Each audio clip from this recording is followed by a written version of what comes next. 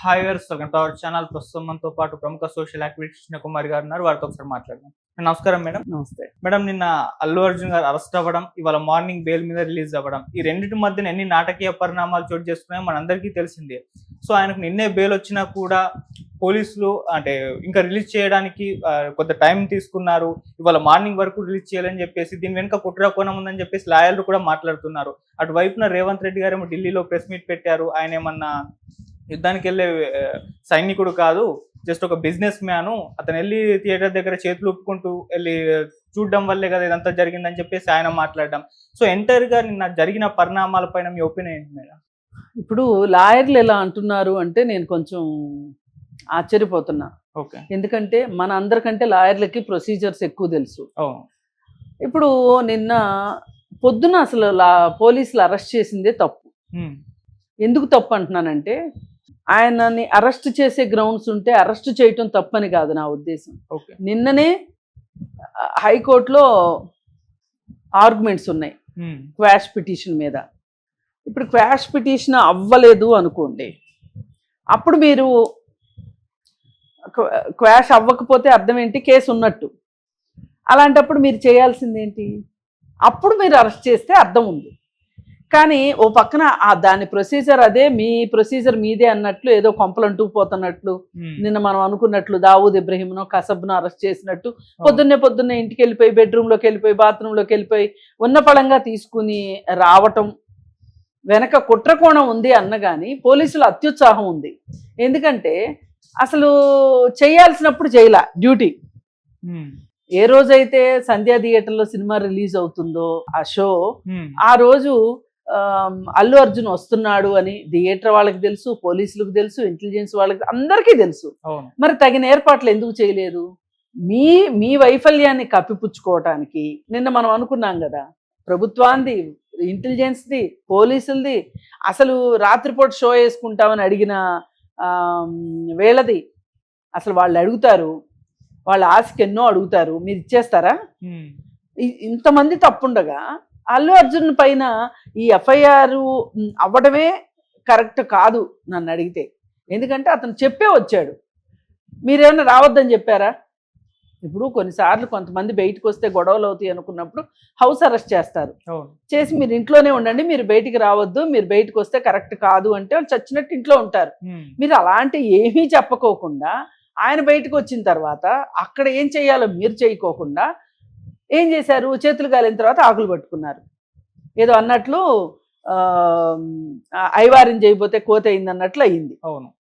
మరి ఇలా అయినప్పుడు సరే నిన్న అరెస్ట్ చేసి తీసుకెళ్లారు గబగబా చిక్కడపల్లి పోలీస్ స్టేషన్ నుంచి గాంధీ హాస్పిటల్ తీసుకెళ్లారు, గాంధీ నుంచి నాంపల్లి కోర్టుకు తీసుకెళ్లారు, 14 రోజులు రిమాండు, వెంటనే మీరు చెంచల్గూడ జైలుకి తీసుకెళ్లారు. సరే తీసుకెళ్ళి అక్కడ పెట్టిన తర్వాత ఈలోపు ఇక్కడ ఇది వచ్చేసింది, ఆయనకి మధ్యంతర బెయిల్ వచ్చింది. పై కోర్టు ఆదేశాలు కింద కోర్టులు పాటించాలి కాబట్టి ఇదంతా అయ్యేసరికి 4 నుంచి 5 దాకా పట్టింది. ఆ టైంలో వాళ్ళని బాండ్లు అవన్నీ సమకూర్చుకోవటం అదంతా టైం పడుతుంది. పర్టికులర్ టైం లోపలే అక్కడికి తీసుకెళ్ళకపోతే అవన్నీ చూపించి ఆర్డర్ తీసుకొని జైలుకి వెళ్తే తప్పితే జైల్లో రిలీజ్ చేయరు. ఇవన్నీ ఏంటి ప్రొసీజర్స్ ప్రకారం ఉంటాయి. ఇప్పుడు చాలా మంది ఇవాళ బెయిల్ వచ్చి కూడా రిలీజ్ కారు.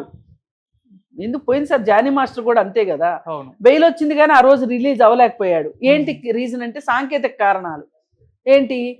ఈ టైం లోపల వాళ్ళు చెప్పిన షూరిటీల్ని, బాండ్లు అవన్నీ రెడీ చేసి పర్టికులర్ టైం లోపల జైలు దగ్గరికి వెళ్ళాలి. చీకటి పడ్డాక ఖైదీల్ని విడిచిపెట్టరు. ఇవి రూల్స్. ఇవన్నీ లాయర్లకు కూడా తెలుసు. కానీ తెలా పాపం తలా పిడికిడు అన్నట్లు ఇవి అందరూ కూడా ఈ మీడియా కావచ్చు, లాయర్లు కావచ్చు, అత్యుత్సాహంతో ఏదో ఒకటి ఒక మసాలాని జనాల మీదకి వదులుతున్నారు. అలా కాకుండా రూల్స్ రెగ్యులేషన్స్ చెప్పడానికి మీరు ప్రాధాన్యత ఇస్తే, కాళిదాస్ కవిత్వం కొంత, నా సొంత పైత్యం కొంత అన్నట్లు అలా చేయకూడదు. బాధ్యత గల మనుషులు మనం ఎవరినో మాట్లాడేటప్పుడు బాధ్యతగా మాట్లాడాలి. అనవసరమైన సంకేతాలు వెళ్తాయి సమాజంలోకి. సరే ఏది ఏమైనా ఇవాళ సాఫీగా మాట్లాడే వాళ్ళకన్నా కాస్త గ్యాస్ లైటింగ్ చేసే వాళ్ళ ఏ రోజులు అన్నట్లుగా ఉంది వ్యవహారం. సరే ఇంకా అదంతా అయిపోయిన తర్వాత ఇంకా ఇకపోతే రేవంత్ రెడ్డి గారి కామెంట్స్ మీరు అడిగారు. రేవంత్ రెడ్డి గారు ఏమన్నారు, అరెస్ట్ గురించి ఇంతలా ఆలోచించడం ఏంటి, ఇంతలా ప్రెస్ అడిగితే చెప్పాడు ఆయన. దాని గురించి ఇంతలా ఎందుకు మాట్లాడాలి, ఆయన ఏమన్నా దేశం కోసం చేసే సరిహద్దులో పోరాడే సైనికుడా లేకపోతే సమాజం కోసం పాటుపడే వ్యక్తి అనే ఉద్దేశంతో మరి ఆయన నటుడు, వ్యాపారం చేస్తున్నారు, వాళ్ళు సినిమాలో యాక్ట్ చేస్తారు, డబ్బులు తీసుకుంటారు, లాభాలు వస్తాయి అంతే. అలాగే ఇప్పుడు ఒక రియల్ ఎస్టేట్ వ్యాపారం ఉంటాడు, పొలం తీసుకుంటాడు, ప్లాట్లు వేస్తాడు, అమ్ముతాడు, లాభాలు తీసుకుంటాడు, అది వాళ్ళ వ్యాపారం. ఓకే, దాని గురించి మనం మాట్లాడుకోవడం ఏంటి? పైగా ఇంకొకటి, ఈ షోలు వీటి వల్ల ఈ డబ్బులు ఏమన్నా ఒక్కొక్కసారి ఏం చేస్తారంటే సినిమా వాళ్ళు టికెట్లు అమ్ముకోండి మీరు అని ఎవరన్నా ఏదైనా చారిటీ వాళ్ళకి బెనిఫిట్ షో కింద ఇస్తారు, ఇచ్చి టికెట్లు ఆ వచ్చిన డబ్బంతా వాళ్ళనే తీసుకోమంటారు. అలాంటి కార్యక్రమం ఇదేమన్నా కాదు కదా. పైగా అల్లు అర్జున్ అరెస్ట్ చేయటం కరెక్ట్ కాదు అని చెప్పి రేవంత్ రెడ్డి గారు ఎలా మాట్లాడతాడు? ఎవరు మాట్లాడతారు దాన్ని? కోర్టు చెప్పాలి. రేవంత్ రెడ్డి గారు ఎట్లా చెప్తాడు? చట్టం తన పని తాను చూసుకుంటుందని మాత్రమే చెప్పగలడు. చట్టం అంటే ఎవరు ఇక్కడ? కోర్టు. కోర్టు చెప్పింది కదా. అసలు మనకి అయిన దానికి కాని దానికి తప్పు పట్టటాలు ఎక్కువైపోయినాయి.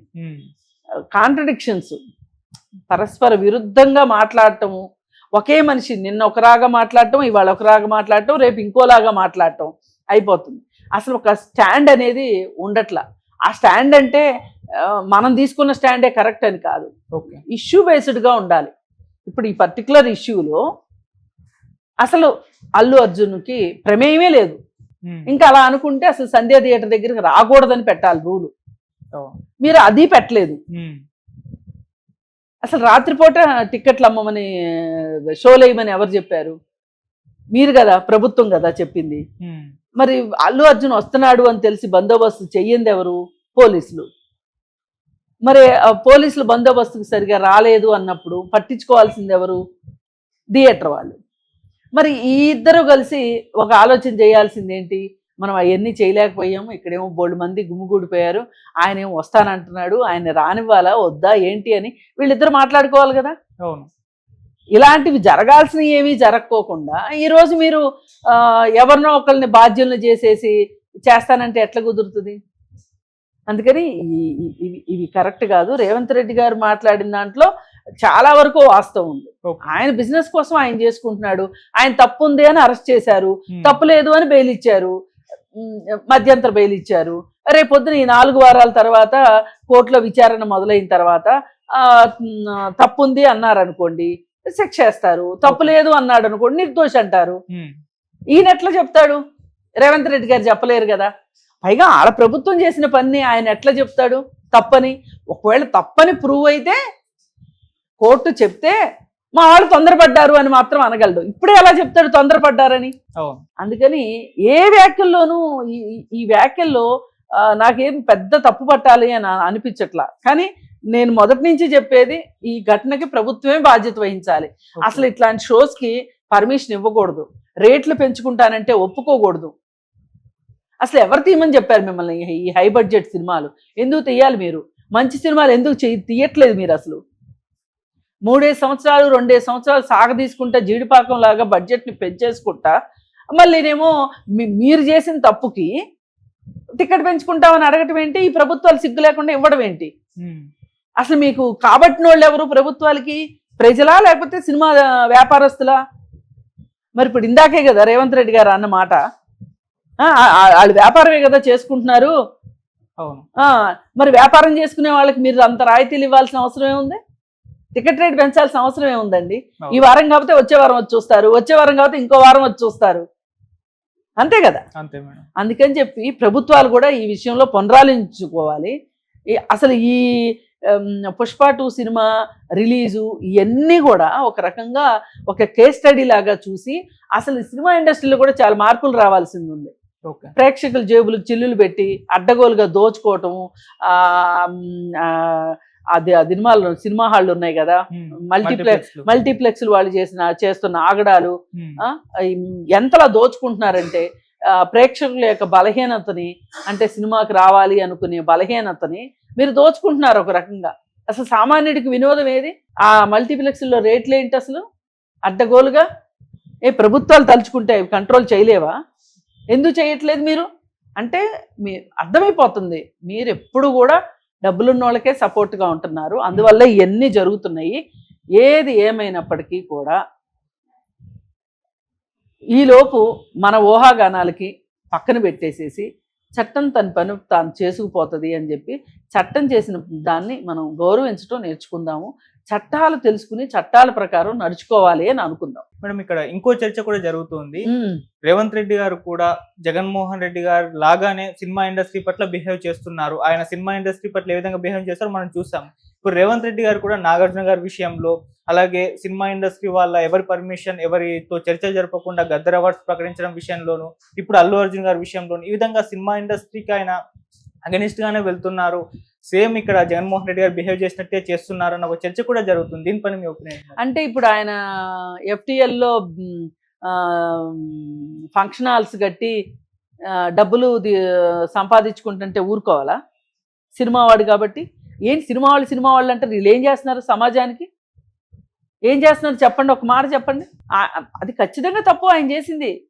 అది FTLలో ఉంది, ఆ ల్యాండ్ ఆయనదే కావచ్చు, అది FTL ఉంది.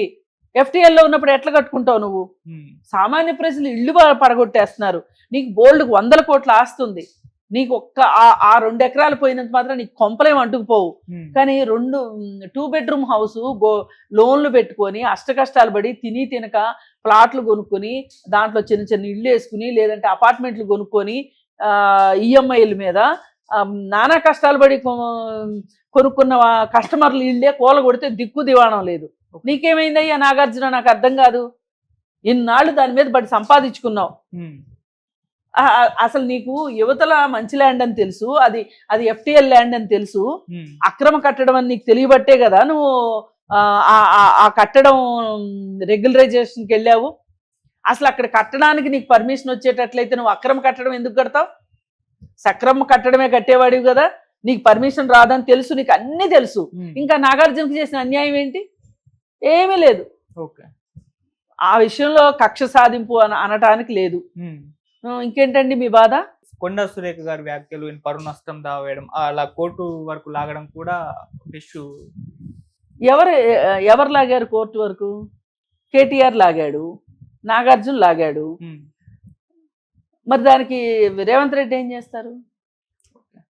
రేవంత్ రెడ్డి ఏమన్నా చెవిలో చెప్పాడా ఇట్లా మాట్లాడమ్మా అని? అనలేదు. ఆమె మాట్లాడింది.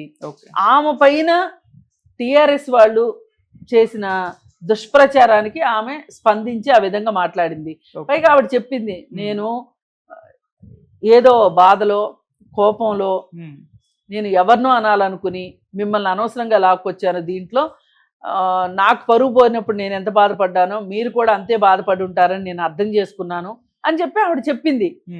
అయినా మీరు అది కూడా నచ్చక మీరు కోర్టుకు వెళ్ళారు, అది కోర్టులో చూసుకుంటున్నారు. ఇంకా దాని గురించి రేవంత్ రెడ్డి ఏం చేస్తాడు? ఏం చేయటానికి లేదు. అందుకని ఆయన ఏదో చేసేస్తున్నాడు రేవంత్ రెడ్డి, సినిమా ఇండస్ట్రీని పట్టించుకోవట్లేదు. అసలు సినిమా ఇండస్ట్రీని పట్టించుకునేది ఏంటండి? కోట్లు మీరు సంపాదించుకుంటా మల్టీప్లెక్స్లు కట్టి డబ్బులు